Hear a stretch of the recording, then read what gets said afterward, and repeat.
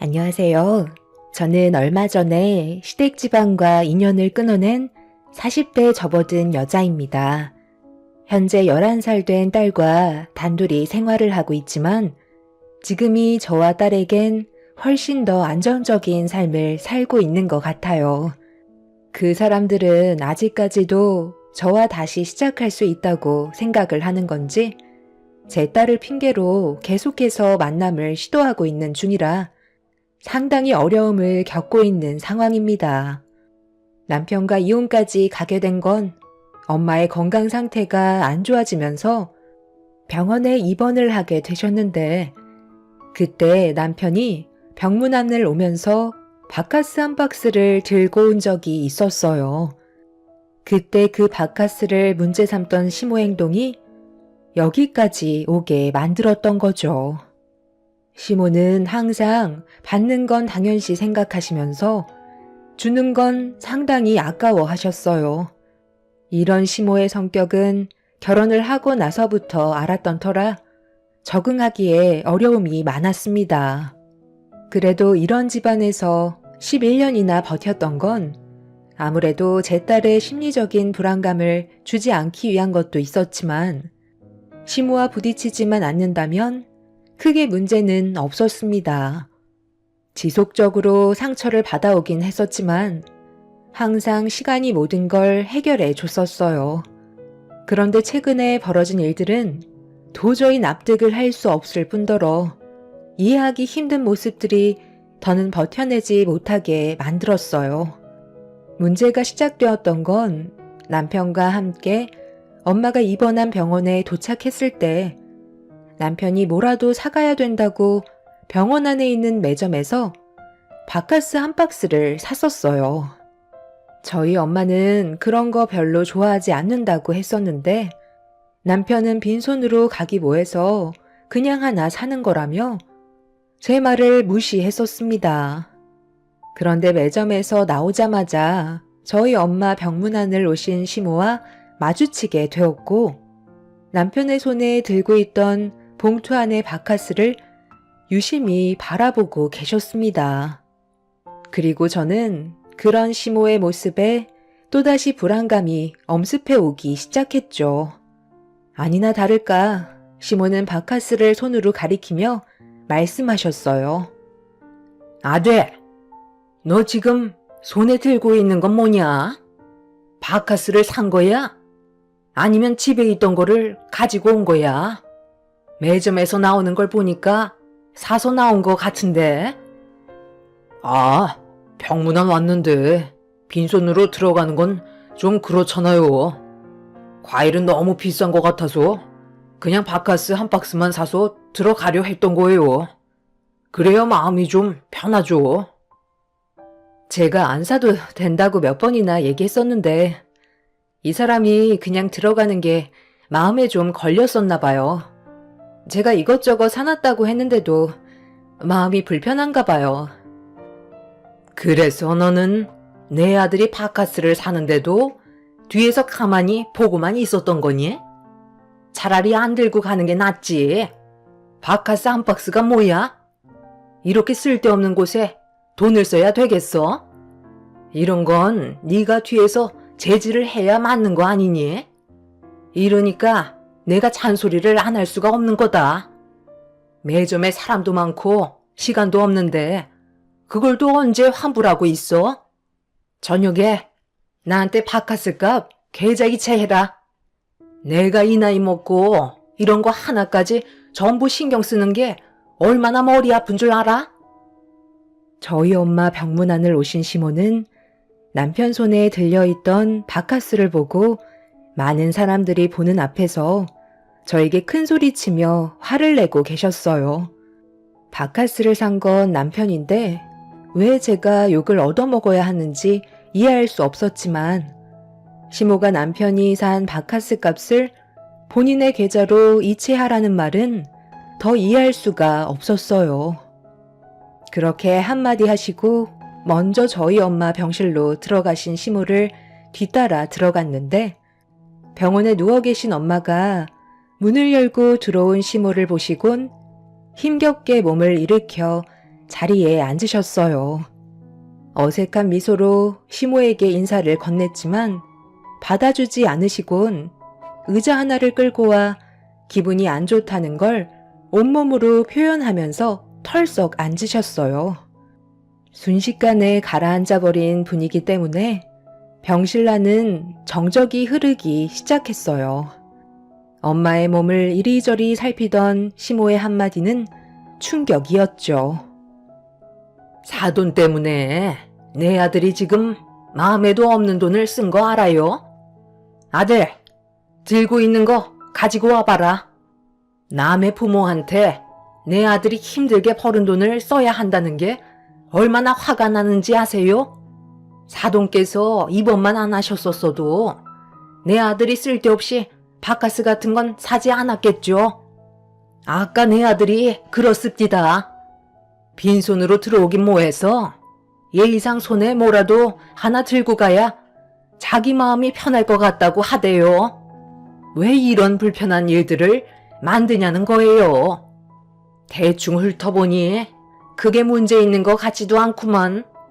요즘엔 갑상선암은 암 취급도 안 해주는데 온 동네 암 걸렸다고 떠들어대면 되겠어요? 그냥 조용히 치료받고 나오시면 되는걸. 일을 꼭 만들어서 사람 귀찮게 오고 가게 만들어야 속이 후련하세요? 아직 얼굴에 핏기가 살아있는 것 보니 그게 신경 쓰지 않아도 될 것 같네요.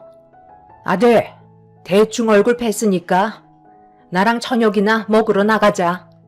쓸데없이 여기에서 하루 종일 시간 버리고 있을 거니? 지금 엄마랑 얼굴 같이 비쳤으면 됐잖아. 어차피 너도 마음에도 없는 거 억지로 병원에 끌려왔을 텐데 여기에서 시간 버리지 말고 나가서 배나 채우도록 하자. 어차피 너는 여기서 할 것도 없잖아. 지금 환자인 저희 엄마 앞에서 뭐라고 하신 거예요? 갑상선암이 요즘에는 아무것도 아니라고요? 어머님이 멀쩡하시면 그런 막말해도 된다는 거예요? 당신은 갑자기 왜 우리 엄마한테 화를 내고 그래? 틀린 말씀 하신 것도 아니신데 어른한테 얼굴 붉히면서 얘기하면 되겠어? 전부 다 맞는 말만 하신 거잖아. 당신이 병원에 온다는데 내가 안 오면 뭐라고 생각하시겠어? 그런데 막상 와도 나는 할 게 없는 건 엄마 말이 맞는 거잖아. 여기에 있는 게 오히려 방해만 될 뿐이라고.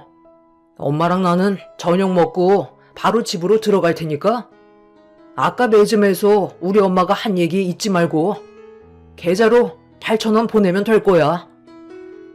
시모와 남편은 엄마 앞에서 거침없는 말들을 이어나가고 있었어요. 정말 어이없었던 건 남편이 먼저 퇴근하고 병원에 가려는 저한테 전화를 해선 같이 가자는 말을 꺼냈었는데 저는 솔직히 같이 오고 싶은 마음은 없었거든요.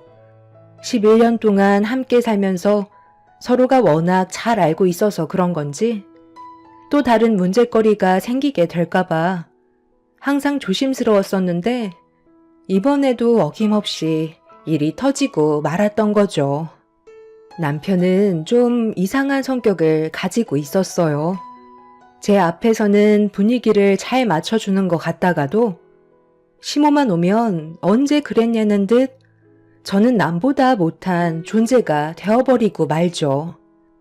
무조건 시모의 말만 듣고 동의하는 모습들이 저를 너무 괴롭게 만들었습니다. 남편과 함께 살면서 이런 점이 제일 마음에 안 들었지만 워낙 자주 있었던 일들이라 그러려니 하고 넘어갔었는데 엄마가 멀쩡한 몸으로 병원에 입원하신 것도 아니시고 갑상선 암으로 항암 치료를 받고 계시는데 면전 앞에서 별것도 아닌 암 가지고 엄살 부린다는 시모의 말은 저를 너무 화가 나게 만들었어요.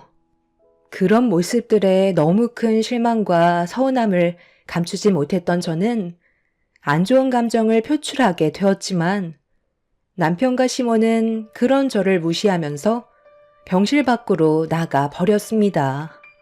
엄마도 시모와 남편의 태도에 당황스러우셨는지 얼굴 표정이 굳어지시길래 너무 죄송스러웠었어요. 그날 처음으로 엄마한테 시댁집안과 사는 게 힘들어서 그만 정리하고 싶다는 속마음을 진지하게 꺼내 놓았습니다. 제가 괴로워하는 모습을 묵묵히 바라보시던 엄마도 걱정이 많으셨는지 힘들면 서로 갈라서는 것도 방법이라며 날이 가면 갈수록 안 좋아지는 관계를 옆에서 지켜보는 것도 힘들다고 좋은 관계로 만들어갈 수 없을 것 같으면 하루라도 빨리 정리하는 게 좋을 것 같다는 의견을 주셨어요. 그날 엄마와 한참 동안 진지한 대화를 나눈 끝에 이혼을 결정하게 되었죠.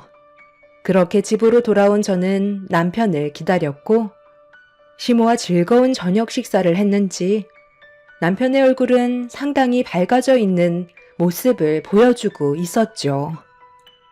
어머님이랑 단둘이 저녁 먹어서 기분이 상당히 좋았나 봐. 당신이랑 진지하게 할 말이 있으니까 여기 좀 앉아봐. 그동안 정말 많이 고민했었는데 오늘 일로 확실하게 알 수 있겠더라고. 당신이랑은 앞으로 함께 사는 건 어려울 것 같아. 내 인생을 당신한테 더 이상 맡기지 못할 것 같아. 어떻게 엄마 앞에서 그런 말을 아무렇지도 않게 꺼낼 수 있어? 아무리 개념이 없다 해도 단순한 병도 아니고 암 때문에 항암 치료 받고 계시는데 상처되는 말들을 아무렇지도 않게 꺼내는 게 맞는다고 생각해? 어머님이 그런 성격을 가지고 있으니까 당신이 뭘 보고 배웠는지 안 봐도 알 수 있지. 우리 이쯤에서 그만하자. 지금 뭐 하자는 거야? 아까 그 일 때문에 이혼이라도 하자는 거야? 이혼은 혼자 해? 그리고 우리 둘이 갈라서면 유리는 어떻게 할 건데? 11살이면 다 아는 나이라고. 당신이랑 이혼하면 정신적으로 얼마나 큰 충격을 받겠어? 솔직히 아까 병원에서 했던 말들 틀린 건 아니잖아. 내가 받는 스트레스도 생각을 해줘야지. 그러니까 마음씨를 곱게 쓰셔야지. 80억이나 되는 상가 혼자 관리하시겠다고 그 난리를 치시니까 결국 몸에 문제가 온 거 아니야? 누가 봐도 미련한 행동이라고. 나 같으면 그 상가 처분하고 남은 인생 편히 놀고 먹으면서 살겠다. 장모님 연세가 몇인데 아직까지도 그 건물 끼고 있는 것도 문제라고. 엄마가 소유하고 계신 건물을 왜 당신이 이래라 저래라 하는 건데? 엄마가 왜 그렇게까지 애착을 가지고 계신 건지 당신도 모르는 거 아니잖아. 우리 부모님이 그 건물을 소유하기까지 얼마나 고생을 많이 하셨는데, 그리고 나는 그런 거 전혀 신경도 쓰지 않는데 왜 당신이 그런 걸 신경 쓰는 거야? 재작년에 장인어른 세상 떠나셨으면 이제 그만할 때도 됐잖아. 언제까지 이런 식으로 살아갈 거야? 한푼이 아쉬운 지금 시점에 장모님께서 건물 처분하시면 우리 가족 남은 인생 떵떵거리며 잘 살 수 있다고. 그쯤 됐으면 이제 그만 당신한테 넘기고 요양원에서 푹 쉬시면 되는 거 아니야? 내 말이 틀린 건 아니잖아. 우리? 언제부터 우리였어? 당신이랑 어머님이 하는 행동을 봐봐. 남보다 못한 사이라고. 나는 당신이랑 이혼하고 내 인생 사는 게 훨씬 행복할 것 같아. 남편은 저와 이혼하는 걸 받아들일 수 없다며 얼굴을 붉히며 흥분하기 시작했어요. 저는 남편의 속내를 전부 다 알 수 있었죠. 엄마가 혹시라도 암으로 세상을 떠나시게 되면 자연스럽게 저에게 재산이 들어오게 될 테고, 그렇게 되면 남편과 시댁 식구들이 그에 따른 여러 가지 이득을 취할 수 있다고 생각하고 있었기 때문에 이혼만큼은 반대하고 있었습니다. 하지만 이미 결정한 만큼 시댁 집안 사람들과 하루빨리 정리하고 싶었던 저는 절대 굽히지 않자 남편 혼자서는 힘들 것 같다고 판단했는지 그날 한바탕 한 이후 다음날 시댁 식구들 전부를 집으로 불러들였습니다. 아빠는 세상을 떠나셨고 엄마는 병원에 계시니 시댁 식구들을 상대해야 되는 건 오로지 저 혼자만의 몫이었어요. 다들 두 눈을 붉히면서 저와의 인연을 끊어내지 않으려 갖은 수를 다 쓰고 있었어요. 이제 와서 이런다고 달라질 거 없다는 거 잘 아실 텐데요. 이 사람과 둘만의 문제인데 이렇게까지 몰려오실 필요 있으세요? 이런 분위기에서 저는 더 이상 할 말이 없을 것 같네요. 먼저 자리에서 일어나 보도록 할게요. 뭐든지 어머님 뜻대로 되지 않는다고 사람 마음에 상처 주는 행동은 잘못된 거예요. 오죽 답답했으면 그랬겠니? 지금 너희들이 어떻게 살고 있어? 서로 맞벌이 하면서 입에 풀칠 겨우 하고 있는데 도대체 왜 그 상가를 처분하지 않는 거야? 병원에 있으면서 오늘 내일 하고 계시는 사돈이 아직까지 이 세상에 미련이 남았다니? 이참에 그냥 너한테 상가 증여하면 되는 거 아니야? 그래야 우리도 덕 좀 보면서 살 수 있잖아. 언제까지 지질이 궁상처럼 살 건데? 상가 시세가 80억이라며. 딸랑 건물 하나 가지고 있는 거 처분을 하던지 아니면 너한테 넘겨주든지 해야 그 건물을 국을 끓여 먹던 밥을 해 먹던 하지 않겠어? 너무 짜게 구니까 나도 똑같이 행동하고 있는 것 뿐이라고. 돈이 많으면 뭐해? 사람이 베풀 줄 알아야지. 지금까지 우리한테 뭘 해준 게 있기라도 한 줄 알아? 한 번뿐인 인생 왜 이렇게 어렵게 살고 있는지 모르겠다. 그래서 병원에 갔을 때 너무 한심해 보여서 한마디 했던 것 뿐이다. 애초에 우리가 원하는 대로 상가 건물 처분하던지 너한테 증여해 줬으면 이런 일도 없었겠지. 나도 사돈한테 너무 서운해서 그런 거다. 이혼이 쉬운 문제도 아닌데 그렇게 극단적으로 분위기를 몰아가야 되겠어? 좋게 해결할 수 있는 방법은 얼마든지 있다고.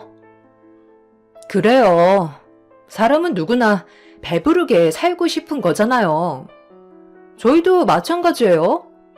새언니 덕 좀 보면서 살고 싶은데 그게 잘 안 되니까 불만들이 터져 나오는 거라고요. 암이라는 게 쉽게 고쳐지는 병도 아닌데 갑상선암이 생각보다 심각하다면서.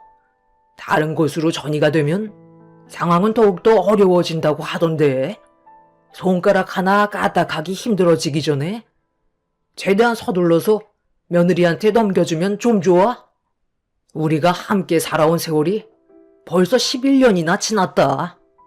그만큼 고운정, 미운정 다 쌓인 상태인데 한순간에 등을 돌린다는 게 말이 된다고 생각하니?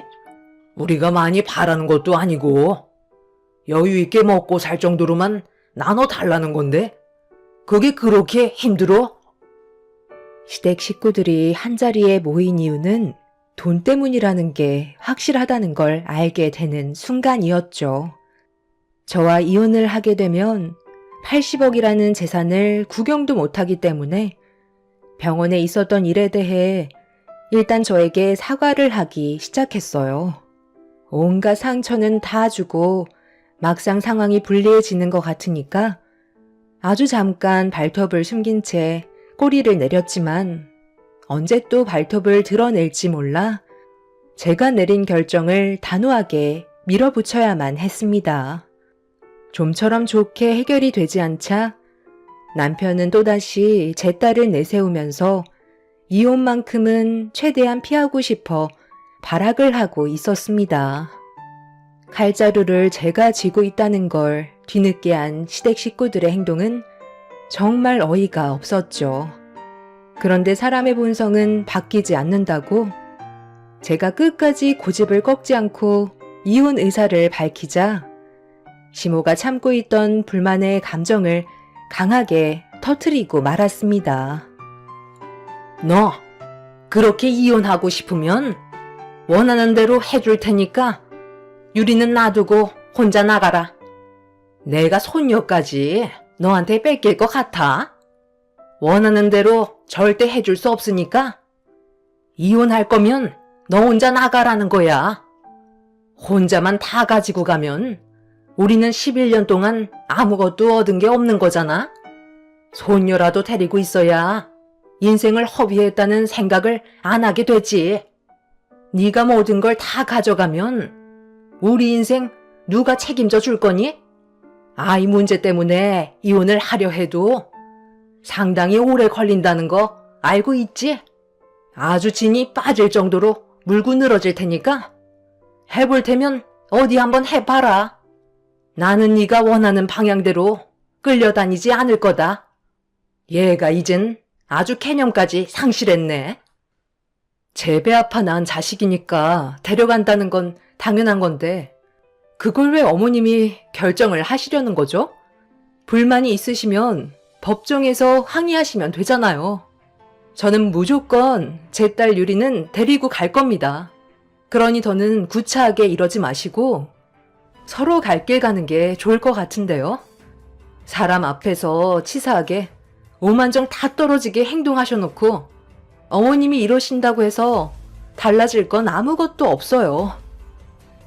제가 절대로 의사를 꺾지 않고 자리에서 일어나 더 이상 대화할 필요 없을 것 같다며 아이를 데리고 방으로 들어가 버리자 남편과 시댁 식구들은 더욱더 강하게 난리를 치며 방문을 발로 걷어차기까지 했어요.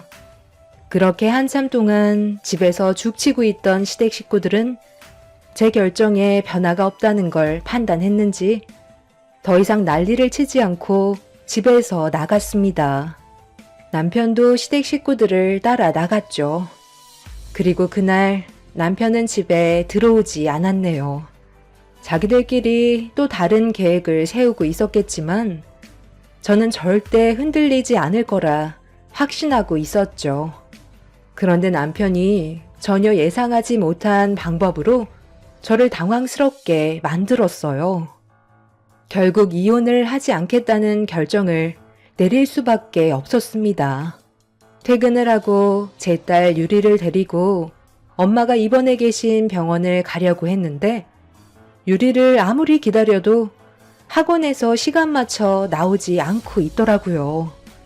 좀 늦게 끝나는 날도 있었기 때문에 30분 정도를 더 기다렸었는데 학원 친구들은 이미 전부 다 집으로 돌아간 것 같아 건물 안으로 들어가 유리를 찾았는데 때마침 나오신 원장님과 마주치게 되면서 유리가 아직 공부 중이냐고 물어보자 충격적인 말을 듣고 말았어요. 그동안 단 한 번도 제 딸을 학원에서 데리러 온 적이 없었던 남편이 데리고 갔다며 한참 전에 같이 나갔다는 말을 듣게 되었죠. 남편이 또 다른 무언가를 계획하고 있는 것 같아 당황스러웠던 저는 급하게 학원을 빠져나오면서 남편한테 전화를 걸었어요.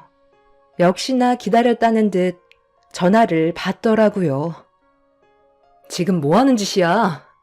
나한테 단 한마디 연락도 없이 유리를 데려가면 어쩌자는 거야? 지금 어디야? 당신이 일부러 이런다는 거 내가 모를 줄 알아? 그러니까 어제 좋게 얘기했을 때 잘 알아들었어야지. 내가 원하는 답을 얻을 때까지 절대 당신 앞에 나타나지 않을 테니까 순순히 내 말 듣는 게 좋을 거야. 전화를 끊는 순간 이혼은 없었던 일로 하면 좋겠어. 만에 하나 다른 생각을 가지거나 쓸데없는 행동을 취한다면 유리는 당신 앞에 영영 나타나지 않을 거야. 아빠가 자식을 데리고 있는 건데 문제될 건 하나 없잖아. 어떻게 할래? 당신 딸 평생 얼굴 못 보게 해줄까? 아니면 남은 인생 조용히 살아갈래? 지금 당장 선택해. 허튼 생각하는 순간 난 유리랑 해외로 날라버릴 거야. 당신한테는 고민할 시간을 주면 안 돼. 워낙 잡생각을 많이 하는 사람이라 나중에도 쓸데없는 일을 저지를지도 모르거든. 그리고 하나 더 말하자면 오늘 병원에 가서 장모님 상가 건물 당신한테 넘겨달라고 확실하게 얘기해줬으면 좋겠어. 그렇게 상가가 증여가 됐다는 서류를 보여준다면 그때 유리를 보여주도록 할게.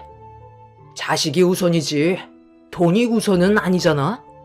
어떻게 할 거야? 내가 원하는 대로 움직일 거야? 시간은 많지 않다는 걸 알고는 있지? 남편의 말에 엄청난 충격을 받은 저는 머릿속이 하얗게 변하고 말았어요.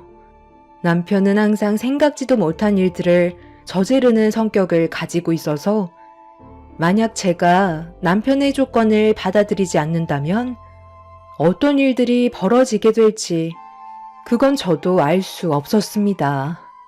딸의 안전이 우선이라 판단하게 되면서 고민할 것도 없이 남편의 조건을 수락할 수밖에 없었어요. 그렇게 저는 엄마가 입원해 계신 병원으로 달려가 남편과 일어난 문제들에 대해 전부 다 털어놓았고 제 말을 진지하게 듣고 계셨던 엄마는 가지고 계신 상가 건물을 저에게 증여해 주겠다는 말을 꺼내셨어요.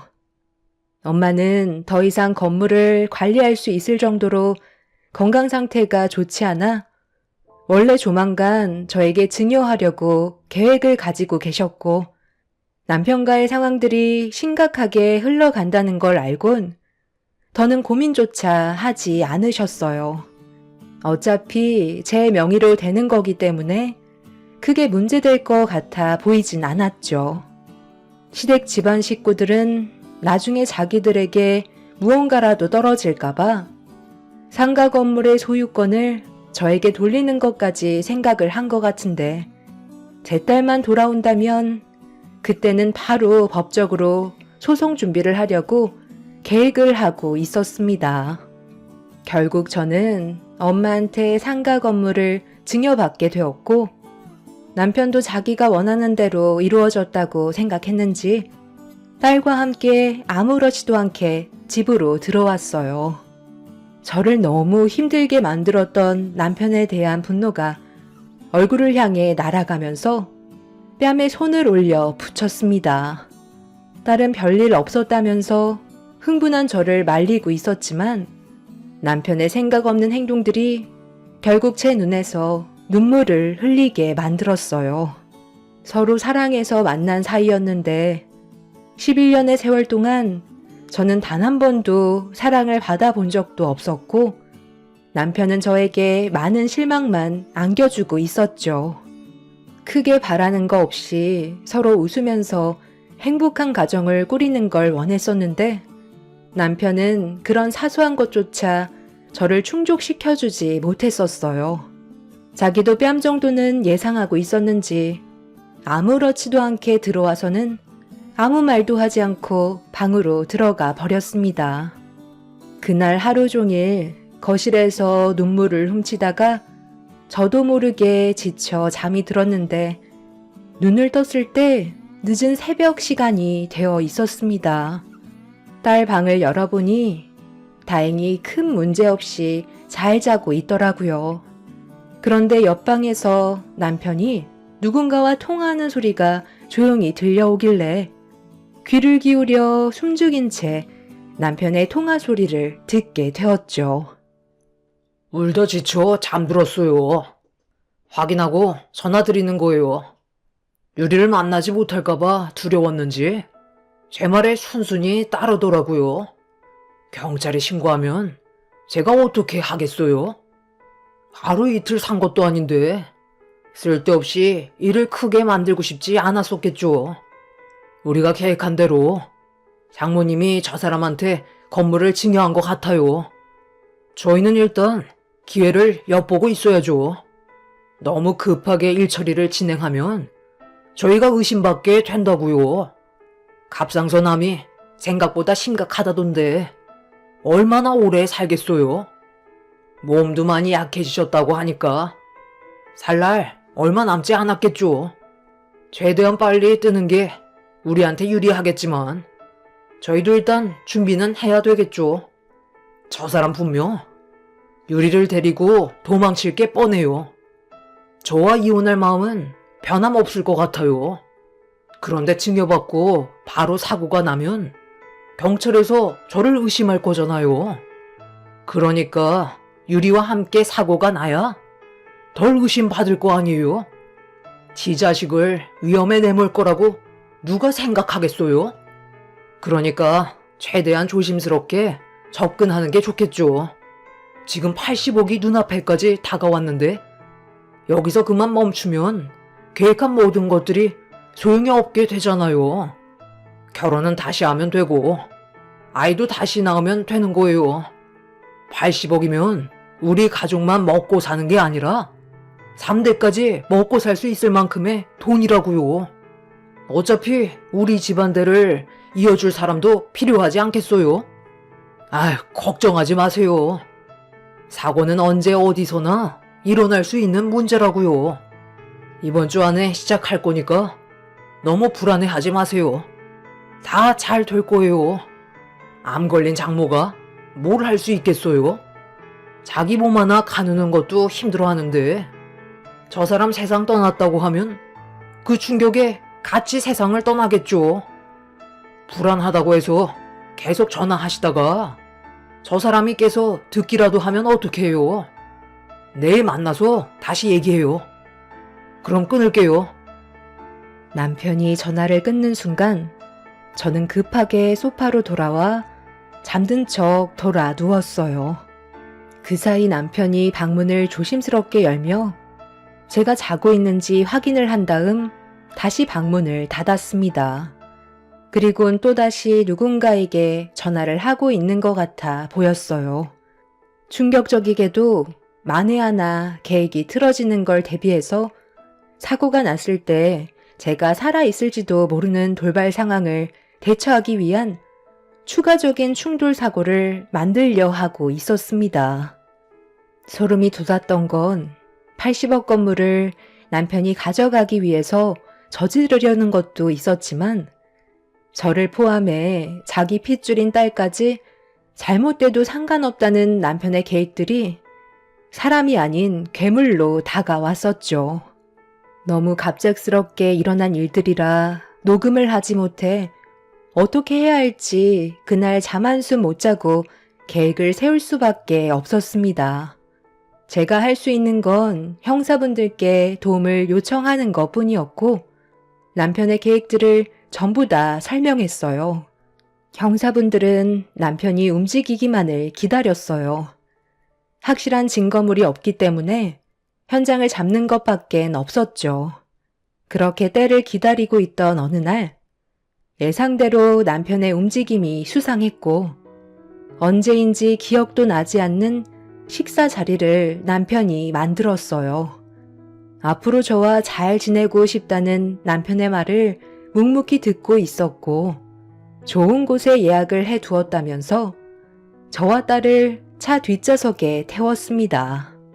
남편의 계획이 시작된 것 같다고 담당 형사에게 도움을 요청하자 저와 딸이 타고 있는 차를 뒤따라오고 있었습니다.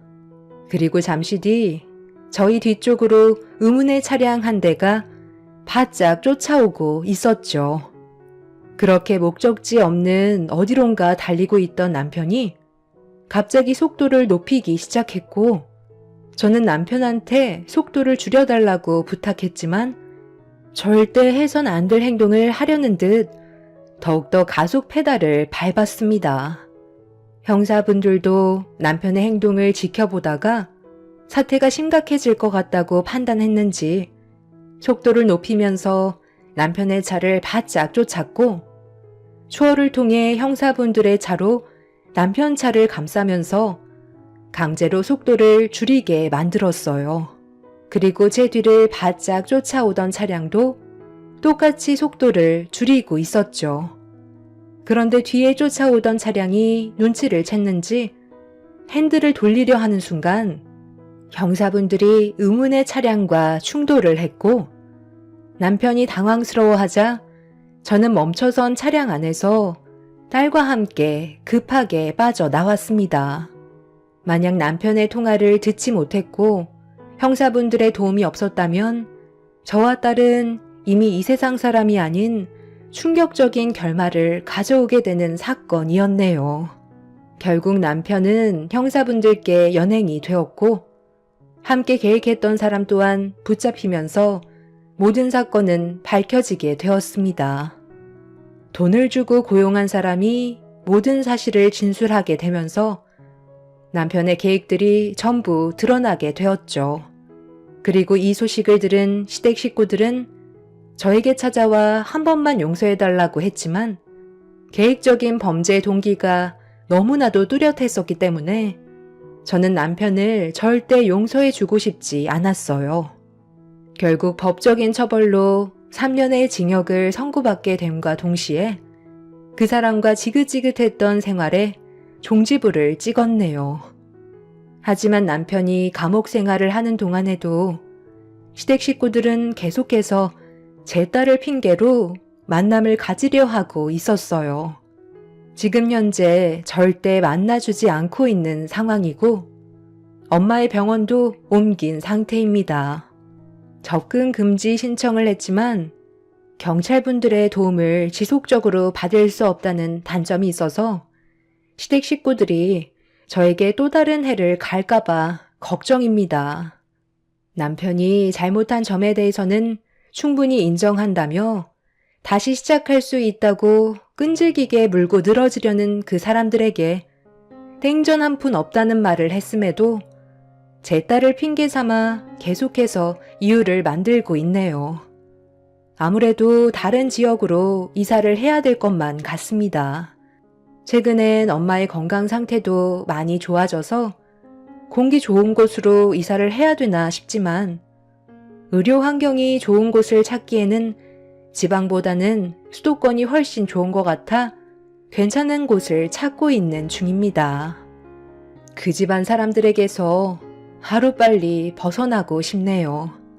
3년이 지난 뒤 또 다른 무언가를 남편이 계획할까봐 서둘러 움직여야 할 것 같아요.